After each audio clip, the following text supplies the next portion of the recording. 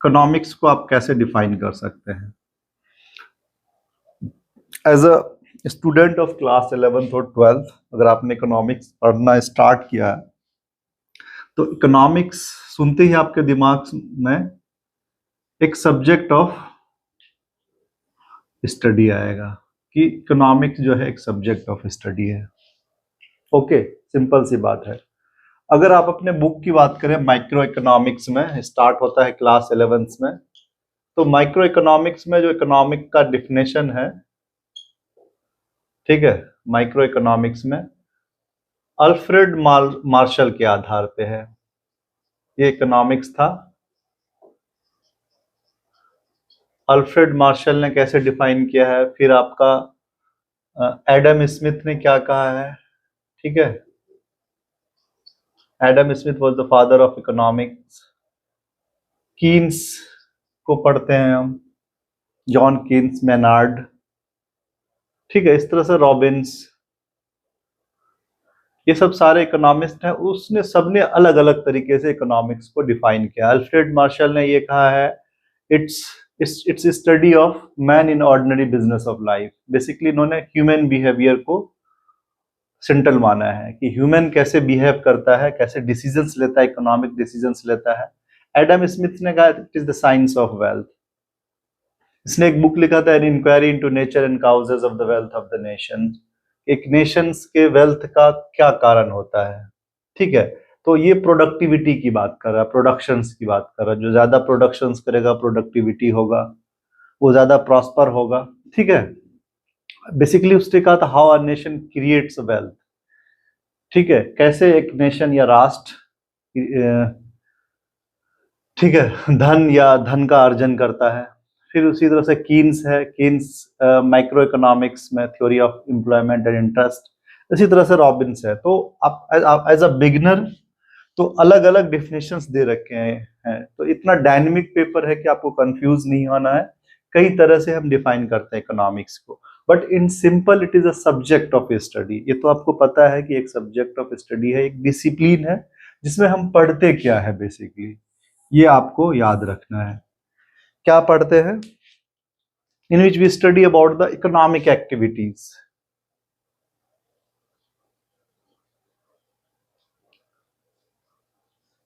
Okay, अब economic activity होता क्या है, ठीक है।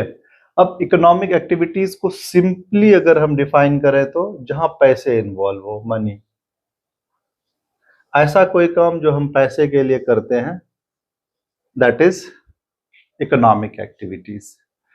और non economic activity that we do out of love and affection, कोई काम ऐसे ही हम करते हैं, ठीक है, that is non economic activities, ठीक है।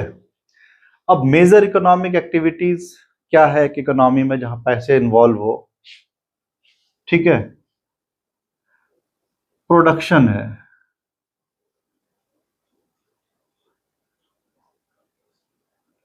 कंजम्पशन है,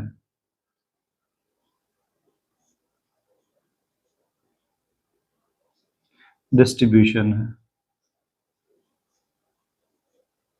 अगर बेसिकली देखो तो एक इकोनॉमी में या कहीं भी जो मेजर इकोनॉमिक एक्टिविटीज होता है वो प्रोडक्शन होता है। हर आदमी कुछ ना कुछ प्रोड्यूस कर रहा होता है, या तो प्रोडक्शन के सेंस में गुड्स को प्रोड्यूस करके या सर्विसेज को प्रोड्यूस करता है। हम जैसे लोग, जैसे हम आपको पढ़ा रहे थे, दैट इज द सर्विस, ठीक है। तो गुड्स एंड सर्विसेज को प्रोड्यूस करता है, उसको कहाँ पहुंचाता है, कंज्यूमर के पास, कंज्यूमर कंज्यूम करता है, यहाँ भी पैसे इन्वॉल्व है, ये पे करता है, ठीक है। अब इन बिटवीन डिस्ट्रीब्यूशन होता है, प्रोडक्शन करने के बाद क्या होता है, गुड्स एंड सर्विसेज का डिस्ट्रीब्यूशन होता है, देन कंज्यूमर के पास कंजम्पशन होता है। अगर मेजर इकोनॉमिक एक्टिविटीज देखें एक इकोनॉमी में, यही होता है, ठीक है। अब इस इकोनॉमिक एक्टिविटीज को परफॉर्म कौन करता है या होता कहाँ पे है, हम कैसे माने कि मतलब प्रोडक्शन, एक एरिया, ज्योग्राफिकल एरिया होता है, कोई जिस एरिया में होता है वहां की हम इकोनॉमिक की बात करते हैं, या टेरिटरी है कोई प्रीडिफाइंड, इसको हम इकोनॉमी बोलते हैं। ठीक है, जहां ये इकोनॉमिक एक्टिविटीज परफॉर्म होता है उसे हम इकोनॉमी बोलते हैं। जैसे अगर हम इंडिया की बात करें तो इट मीन्स इंडियन इकोनॉमी। ठीक है, अगर हम एक अपने स्टेट की बात करें तो दैट इज बिहार या यूपी का इकोनॉमी। सोसाइटी की भी इकोनॉमी होती है, डिस्ट्रिक्ट का भी इकोनॉमी होता है, वहां का प्रोडक्शन, कंजम्पशन एंड डिस्ट्रीब्यूशन कैसा है। तो economics is a subject of study in which we study about the economic activity in an economy. एक इकोनॉमी में जो इकोनॉमिक एक्टिविटीज परफॉर्म होता है उसे हम इकोनॉमिक्स कहते हैं। अब है क्या कि इस इकोनॉमिक एक्टिविटीज को परफॉर्म कौन करता है, सॉरी,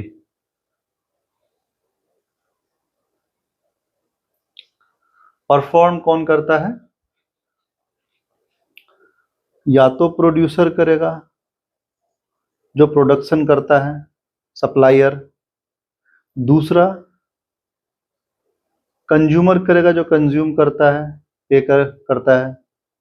ठीक है, गवर्नमेंट टैक्स इंपोज करता है, स्पेस के पैसे को बढ़ाता घटाता है, वो भी इकोनॉमिक डिसीजन से लेता है गवर्नमेंट भी। फाइनेंशियल इंस्टीट्यूशन जो डिस्ट्रीब्यूशन में हेल्प करता है। इस तरह से कई सारे स्टेक होल्डर हैं जो इकोनॉमिक डिसीजन से लेता है। ठीक है, these are known as economic agent. ठीक है, जो परफॉर्म करता है उसे हम इकोनॉमिक एजेंट बोलते हैं। ठीक है, अब अगेन आप आ जाओ, economics is a subject of study in which we study about the economic activities in an economy perform by the economic agent. अब इकोनॉमिक एजेंट कौन है? जो इकोनॉमिक डिसीजंस लेता है, लाइक प्रोडक्शन का डिसीजन लेता है, कंजम्पशन का डिसीजन लेता है, डिस्ट्रीब्यूशंस। ठीक है, ये सारे इकोनॉमिक एजेंट्स हैं। ठीक है, अब आप इकोनॉमिक्स का जो सेंट्रल थीम देखो, इकोनॉमिक एक्टिविटीज है। इकोनॉमिक एक्टिविटीज क्या है? अगर हम प्रोडक्शन कंजम्पशन की बात कर रहे हैं तो production means supply, consumption means demand. तो central theme of the economics is the demand and supply. ठीक है, अब जब हम इकोनॉमी की बात करते हैं तो आपको समझ में आ गया कि एक इकोनॉमी में जो प्रोडक्शन, कंजम्पशन या डिस्ट्रीब्यूशन होता है या जो इकोनॉमिक एक्टिविटीज परफॉर्म होता है उसी को हम स्टडी करते हैं। ठीक है, अब ये स्टडी अब मैं इन सब के डिफिनेशन से अलग बता रहा हूं। अब क्या है कि वो सारे लोगों का यही डिफिनेशन है, सबने अपने अपने थॉट के हिसाब से, आइडिया के हिसाब से, जैसे जैसे सब्जेक्ट इवॉल्व हुआ है तो थोड़ा एक्सटेंड भी करता गया है। अब देखो अल्फ्रेड, सबसे पहले Adam Smith, father of modern economics, उसने कुछ और कहा, फिर उसी को क्रिटिसाइज किया अल्फ्रेड मार्शल ने, रॉबिन्स ने, फिर कीन्स ने एक नया, जब डिप्रेशन, इन्फ्लेशन आया तो नई थ्योरीज को उसमें इंक्लूड हुआ है।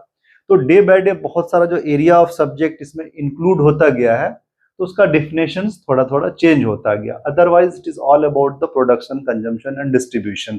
ओके, अब हम यही स्टडी दो लेवल पे करते हैं। ठीक है, या तो माइक्रो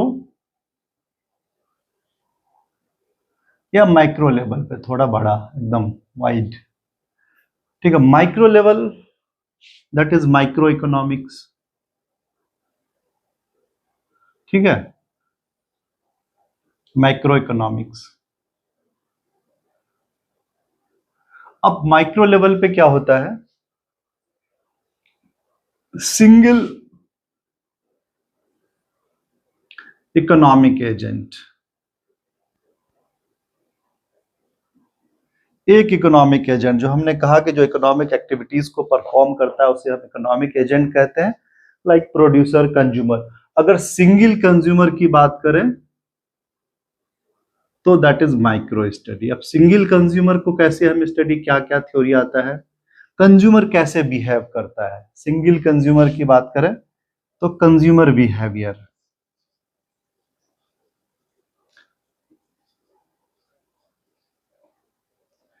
अब कंज्यूमर बिहेवियर क्या आता है? कैसे कंज्यूमर डिसीजंस लेता है, डिमांड कैसे करता है। तो ये सब एरिया ऑफ स्टडीज है या टॉपिक्स है जो हम पढ़ेंगे। डिमांड, ठीक है, कैसे प्राइस ऊपर नीचे करता है, घटता बढ़ता है, elasticity of demand.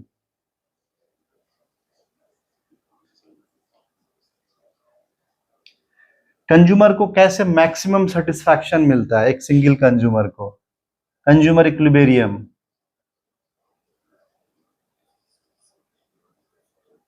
Okay, sorry, ठीक है। तो इसी तरह से सिंगल प्रोड्यूसर भी हो सकता है हमारा,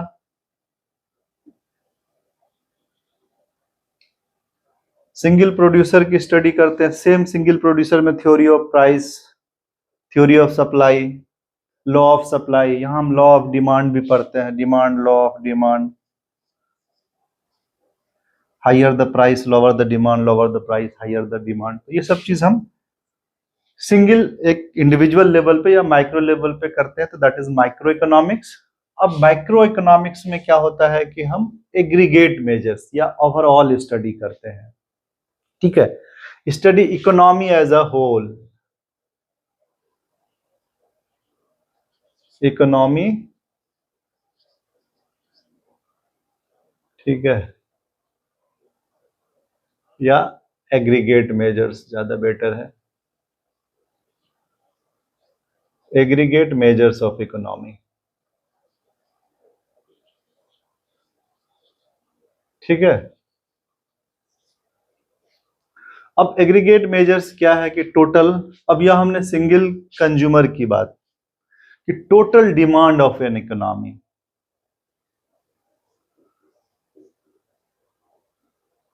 okay, total demand, total supply, ठीक है, टोटल प्रोडक्शन, टोटल प्रोडक्शन को हम जीडीपी बोलते हैं माइक्रो लेवल पे। टोटल एम्प्लॉयमेंट, एम्प्लॉयमेंट का रिलेशन है प्रोडक्शन से, ठीक है। टोटल एम्प्लॉयमेंट कितना है इकोनॉमी में, अनएम्प्लॉयमेंट है, डिप्रेशन है, टोटल ट्रेड कितना है, poverty, unemployment, international trade, export import, ठीक है, मॉनेटरी पॉलिसी, फिस्कल पॉलिसी, ये सारा माइक्रो इकोनॉमिक्स, क्योंकि ये सारे एग्रीगेट मेजर्स हैं कि टोटल हम बात करते हैं। तो देयर इज अ, ठीक है, difference between the micro economics and the macro economics. अगर आपको फर्दर ठीक से समझना है तो you need to go through the topics of the micro economics and the macro economics. जो आपका क्लास 11th का इकोनॉमिक्स है जिसमें माइक्रो इकोनॉमिक्स का सारा टॉपिक्स दे रखा है, उसी तरह से मैक्रो इकोनॉमिक्स का दे रखा है। तो I hope you understand in brief, otherwise फिर हम देखेंगे इकोनॉमिक्स को अल्फ्रेड मार्शल या एडम स्मिथ या कीन्स ने कैसे कैसे डिफाइन किया है, ठीक है।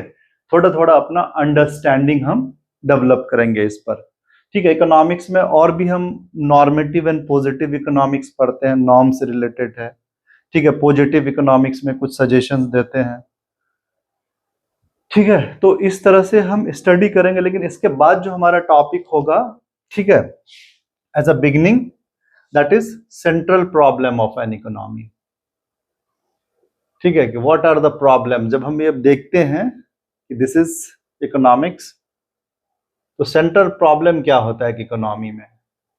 और एक चीज, सॉरी, मैं आपको बता दूं कि why we study the economics, ठीक है, क्यों हमको जरूरत पड़ी इकोनॉमिक्स की। जब आप इकोनॉमिक्स समझते हैं, ठीक है, तो इन बिटवीन आपको यह भी समझना चाहिए कि why we study the economics, हमें इकोनॉमिक्स की जरूरत क्यों पड़ी।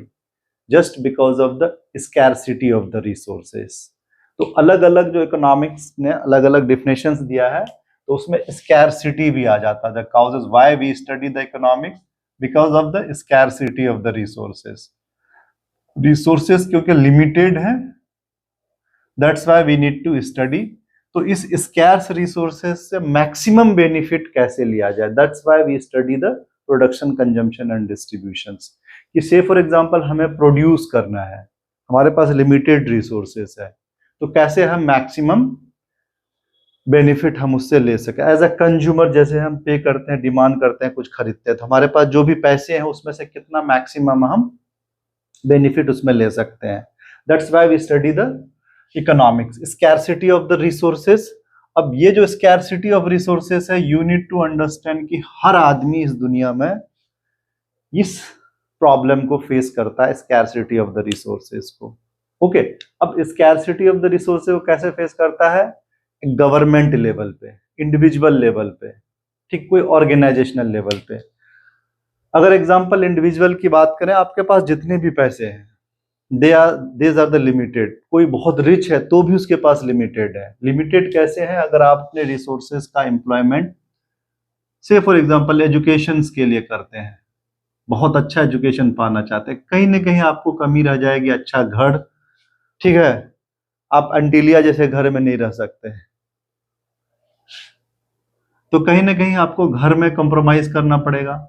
या ये दोनों अच्छा, तो कहीं ना कहीं आपको इंटरटेनमेंट में कॉम्प्रोमाइज करना पड़ेगा। आपके पास सारा चीज नहीं हो सकता, कहीं ना कहीं आपको रिसोर्सेस में कमी हो जाएगी। आपको मतलब ऑप्टिममली डिसाइड करना है कि कैसे अपने रिसोर्सेस को डिस्ट्रीब्यूट करना है कि हमें एजुकेशन भी मिल जाए, अच्छा घर भी मिल जाए, एंटरटेनमेंट मिल जाए, हमारी अच्छी लाइफ स्टाइल हो। ओके, इसी तरह से अब हम किसी कंपनी की बात करते हैं, रिलायंस। रिलायंस के पास अनलिमिटेड रिसोर्सेज नहीं है, उसके पास भी लिमिटेड है। वो भी ये फेस करता है कि कैसे हम मैनेज करें कि हम अपने रिसोर्सेज को टेलीकम्युनिकेशंस में लगा, अगर पूरा पैसा, अगर पूरा रिसोर्सेज टेलीकम्युनिकेशंस में लगा लेते हैं तो ऑयल एंड गैस में हमारा कम रह जाता है। ठीक है, इसी तरह से गवर्नमेंट की बात करते हैं। जो गवर्नमेंट एज ए कंट्री, अगर हम अपने इकोनॉमी के रिसोर्सेज की बात करते हैं, अगर हमारे पास अनलिमिटेड रिसोर्सेस होता है तो देन इकोनॉमिक्स की पढ़ने की जरूरत नहीं होती। ठीक है, और कोई प्रॉब्लम ही नहीं होता। प्रॉब्लम तब आता है जब हमारे पास लिमिटेड रिसोर्सेस। अब लिमिटेड रिसोर्सेस, हमारे पास अच्छा रोड नहीं है। अगर हम अपना सारा पैसा, सारा रिसोर्सेस कंट्री का रोड बनाने में लगा दें तो कहीं ना कहीं हॉस्पिटल पे कॉम्प्रोमाइज करना पड़ेगा हमें, हेल्थ केयर फैसिलिटी हमें अच्छा नहीं मिल पाएगा। ठीक है, एजुकेशन अच्छा नहीं मिल पाएगा, स्कूल्स हम नहीं बना पाए, या सारा एजुकेशन में सारा रिसोर्सेस लगा दें कि स्कूल अच्छा, कॉलेजेस बना दें, तो कहीं ना कहीं अच्छा रोड नहीं मिल पाएगा, वाटर सप्लाई नहीं मिल पाएगा, ड्रेनेज सिस्टम नहीं मिल पाएगा। तो एक गवर्नमेंट लेवल पे भी हमें रिसोर्सेज को ऑप्टिमली डिस्ट्रीब्यूट करना पड़ता है, डिसीजंस लेना पड़ता है कि कैसे हम मैनेज करें, मैक्सिमम बेनिफिट मिले हमें। ठीक है, तो that's why we study the economics कि कैसे हम, क्या हमें चाहिए, क्या हमें नहीं चाहिए। तो इसलिए इकोनॉमिक्स की जरूरत पड़ी, तो that is scarcity of the resources. अब ये सारा जो स्टडी करते हैं तो that is because of scarcity of the resources. How resources are utilise optimally या रैशनली एक्चुअली। ओके, तो ये है, मुझे याद आया कि central problem of an economy. तब हम सेंट्रल प्रॉब्लम, दूसरा टॉपिक होगा सिस्टम ऑफ इकोनॉमिक सिस्टम। ये समझना बहुत जरूरी है, आप चाहे माइक्रो इकोनॉमिक्स पर है या मैक्रो इकोनॉमिक्स पर है, ये कॉमन टॉपिक है, इकोनॉमिक सिस्टम। ठीक है, बेसिकली कुछ प्रॉब्लम है जो सारा इकोनॉमी फेस करता है, इकोनॉमिक प्रॉब्लम कहते हैं, मेजर इकोनॉमिक प्रॉब्लम, और उसे सॉल्व करने के लिए हमारे पास इकोनॉमिक सिस्टम होता है। ठीक है, ये दो टॉपिक को हम एक साथ नेक्स्ट सेशन में ले लेंगे। For the time being, thank you so much, have a good day.